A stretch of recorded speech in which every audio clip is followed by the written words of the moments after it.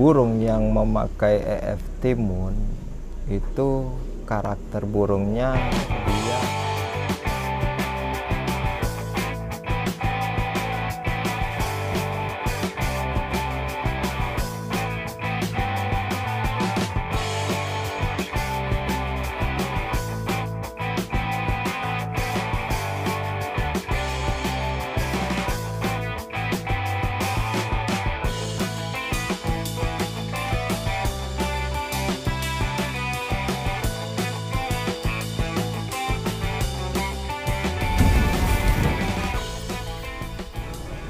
Assalamualaikum warahmatullahi wabarakatuh. Kembali lagi sama saya Artanosa Brilian. Ini saya ingin ngebahas pertanyaan-pertanyaan dari teman-teman tentang masalah EF, plus minusnya masalah EF, dan cara menghilangkan burung sardot. Nah, ini kita ngebahas masalah EF dulu ya. Nah, ini ada pertanyaan dari teman-teman, Mas, kalau ya dikasih EF-nya jagung, timun, dan kangkung itu untuk burung, misalnya timun itu burung yang seperti apa, jagung yang seperti apa, dan kangkung burung yang seperti apa. Nah, ini sekarang saya jelasin nih masalah EF. Nah, awalnya kita jelasin dulu dengan kita memakai EF timun ya. Nah, kalau misalnya burung yang memakai EF timun itu karakter burungnya dia emosinya tinggi. Nah, seperti apa emosinya tinggi? Ya ibaratnya kalau misalnya kita main betina ya, betina itu dia nggak kuat, sekali ngekek habis itu nakal. Ini misalnya digantang itu kan, digantang dia bunyi, dia panjang sekali ngekek, habis itu dia mulai nakal, mulai lompat, ya itu ya emosinya nggak stabil. Nah, itu bisa kita pakai timun, karena emosinya itu udah ibaratnya gimana ya, terlalu cepat naik emosinya di pedok. Jadi bisa kita pakai timun untuk ngebuang emosinya. Kadang ada betina yang emosinya itu tinggi tapi enak. Biasa itu betina-betina yang karakternya mentil. Nah, itu memang harus tinggi dulu emosinya. Tapi kalau karakter burung yang dia emosinya, dia pas ngekek ngeluarin emosinya, setelah habis ngekek dia langsung habis, itu bisa kita seimbangin, gak terlalu drop lah emosinya, tapi kita seimbangin dengan ibaratnya birahinya itu angka 7 ya. Tapi emosinya tuh ketika kita naikin di angka 8, kayak di angka 5, 6. Karena apa?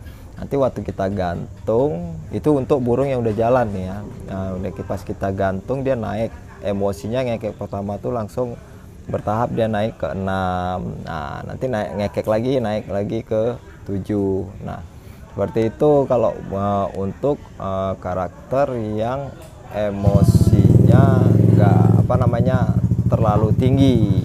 Karena apa? Timun itu memang bisa ngebuang emosi. Nah, untuk keunggulan di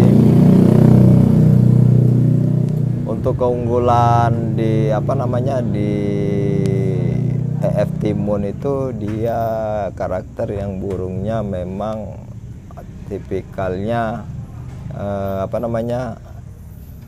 kerjanya itu di bawah emosi dan birahinya di posisi 0. Ya biasanya itu ya burung konslet itu bisa, karena burung konslet itu kan kalau kita lihat di di pedok itu dia harus birahinya tuh 0, karena waktu gantang dia langsung naik birahi, langsung keluarin bunyi, itu burung konslet.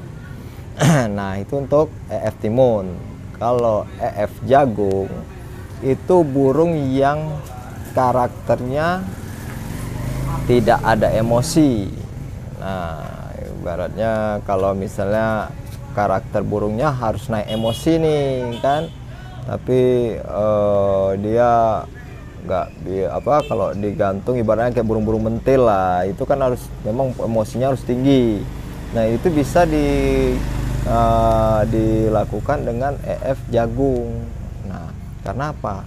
Saat dia kemudian makan, habis itu kadang-kadang dia memang mancing emosi, dia gigit itu kan, tapi jagung itu kan nggak bisa kayak timun, dia waktu digigit kan masih keras itu jagung itu, nggak bisa digigit tapi langsung keruak, enggak kan kalau jagung. Nah, itu dia kegunaan jagung itu biasa yang tipikal burungnya itu bunyi itu dia harus kenyang. Nah, itu bisa kita suapin jagung ya kan.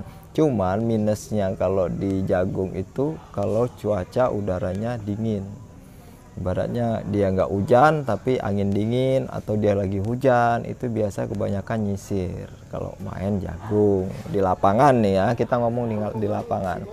Nah, keunggulan dia jagung ini memang buat tambah gacor. Jagung ini untuk di rumah, kita proses di rumah itu nggak apa-apa, kita kasih jagung untuk membuat burung itu tambah gacor. Karena kalau jagung itu memang stamina. Jadi saya memang seimbangi jagung sama timun itu, saya seimbangi. Jadi di rumah timun, di rumah jagung, di lapangan timun, itu untuk burung konslet. Tapi kalau burung bahan, saya tetap ikutin, lihat alurnya si burung. Kadang burung di lapangan dia nggak bisa kasih jagung, kadang dia harus timun. Ya makanya kita saya jelasin ini fungsi aja, fungsi dan plus minusnya lah. Jagung ini buat apa, timun ini buat apa kan. Nah, yang terakhir itu kangkung. Nah, kangkung ini kalau kita stabil perawatan kita nggak bakal kegemukan. Seperti apa? Dia itu sering diumbar. Nah, kita mainin kangkung tapi kita sering umbar, insya Allah ya nggak kegemukan. Nah, kalau dia plusnya kangkung itu, burung itu harus ibaratnya dia tidak senang panas. Nah, kalau tidak senang panas, burung itu bisa pakai kangkung. Nah, jadi cara kita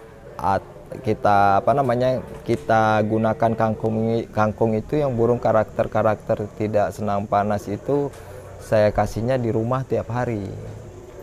Tidak mandi, tidak jemur, pakan kencang, itu saya kasih kangkung. Nah, itu untuk di rumah aja, tapi kalau di lapangan enggak, non EF udah. Jadi polosan, di rumah dia kencang, di lapangan polosan. Nah, di pedoknya itu harus benar-benar dingin. Kegunaan kangkung, manfaatnya itu dia bisa ngeluarin durasinya panjang, maksimal. Nah, itu kangkung. Tapi untuk biasa burung-burung yang fighter, itu bisa di rumah kita kasih kangkung, non mandi, non jemur. Dicoba aja kalau nggak percaya. Saya punya burung itu yang full kangkung itu ameral, burung fighter. Habis itu selfie masuk semi fighter. Nah, itu saya kasih kangkung, durasinya maksimal keluarnya. Dia langsung lempang kinerjanya. Cuman minusnya, burung itu kalau di pedok sudah panas itu udah banyak nakal. Nah, itulah minusnya kangkung. Dia nggak kuat dia. Kalau misalnya kita main di lapangan, main jam 10, itu nggak kuat kita main kangkung. Jadi semua EF itu memang ada plus minus. Jadi kalian harus bisa seimbangi lah. Dari minus itu bisa kita seimbangi. Nah, itu saya jelasin dengan masalah EF dari pertanyaan dari kawan-kawan ya. Nah, ini yang kedua, pertanyaan dari kawan-kawan itu bahas gimana ilangin burung sardot. Nah, ini saya jawab, ini jelas nih ya. cara menghilangkan burung sardot itu jangan dimandi, jangan dijemur. Itu insya Allah burung itu nggak sardot. Boleh direndeng tapi di tempat ruangan gelap, dia tidak ada pencahayaan, direndeng, ditumpuk aja jadi satu, nggak masalah. Itu bisa menghilangkan sardot, tapi dibentang, di petal itu jangan kena jemur. Nah, jangan kena uap panas. Nah, itu bisa kita ngilangin sardot. Gimana caranya, Mas? Kita taruh di ruang tamu, di atas TV, itu bisa. Tapi burung yang karakternya sardot nggak bisa di petal lama-lama. Nah, itu kenapa burung itu, coba diperhatiin lah. Burung misalnya sardot itu kita harus untul dulu. Kalau nggak diuntul ya ditempel. Kalau saya yang menghilangkan sardot itu dengan sistem tempel.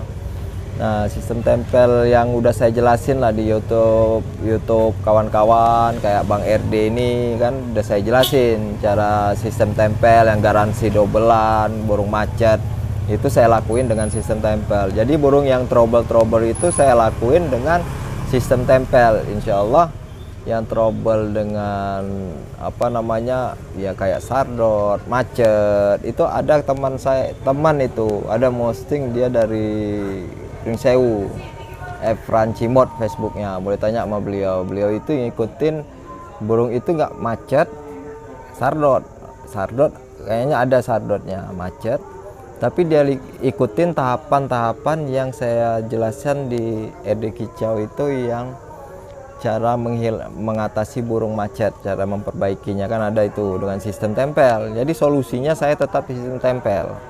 Nah, kalau mau kalian burung nggak suka sardot, itu dia burung gembung, ngeriwik-ngeriwik, itu coba kalian pakai sistem tempel. Insya Allah burung kalian itu performanya bagus lagi. Nah, hanya itu yang bisa saya jelasin nih kan, karena keburu udah mau maghrib, saya mau pulang dari Coklatan ke Pringsewu. Ya, itu yang bisa saya jelasin. Mungkin ada pertanyaan-pertanyaan lagi boleh ditanyain di kolom komentar channel ini kan, nanti dirangkum sama Bang Sadi, nanti saya jelasin lagi.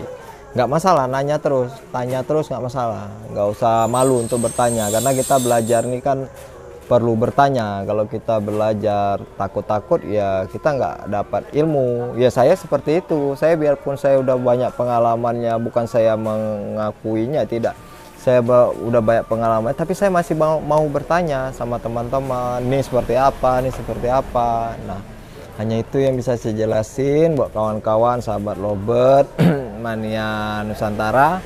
Mudah-mudahan yang apabila masukan saya tidak masuk akal, nggak apa-apa dilewatin, tapi kalau masuk akal ya mudah-mudahan bisa bermanfaat buat kalian-kalian. Semoga kita ini tetap semangat terus main lovebird, karena apa, banyak rahasia di lovebird nih yang belum kita pelajari. Jadi selalu belajar lah. Assalamualaikum warahmatullahi wabarakatuh. Semangat lovebird mania Nusantara.